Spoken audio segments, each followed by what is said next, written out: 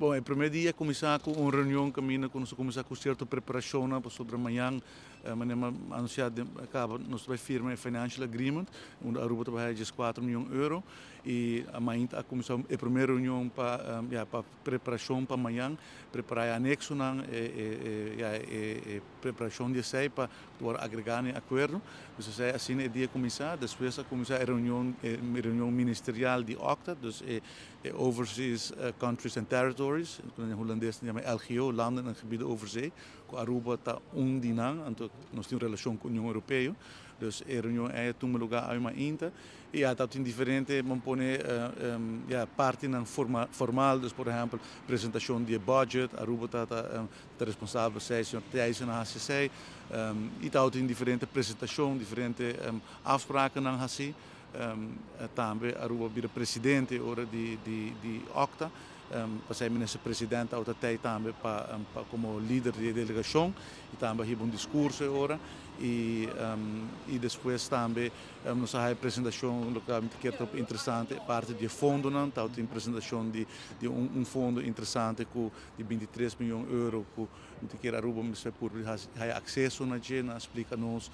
como está funcionar e também depois de reunião por minha mesa papi com a pessoa não que encarregada com o manejo com nós por aplicar para o fundo né 23 milhões de euros que vai otorgar na dois diferentes tipos de projetos. Que é uma oportunidade interessante, mas tanto para NGOs, mas também para SMEs, dus small and medium-sized businesses. Dus a ideia está para nós formalizar a relação aí,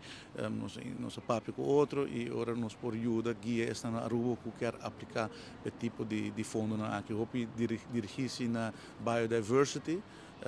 Sustainability, dus nós temos que ver que tipo de projeto nós podemos aanmerken e ajuda esta de Aruba que está interessante para aplicar para aqui.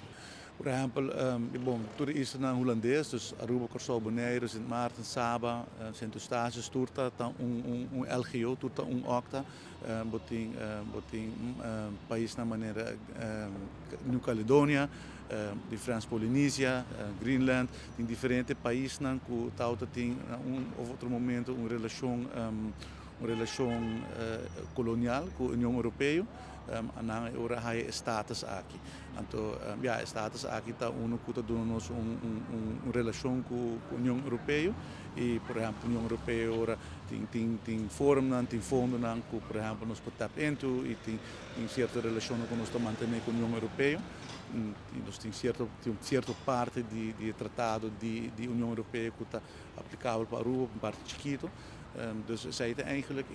setting e ora o país não é também junto dentro do fórum aqui caminha tá se afspraken não caminha tá busca maneira para ajudar outro e como bota dirigir mais visa União Europeia. O projeto de e-government, não mencionado projeto que agora desarrollado de gabinete do Cruz 1.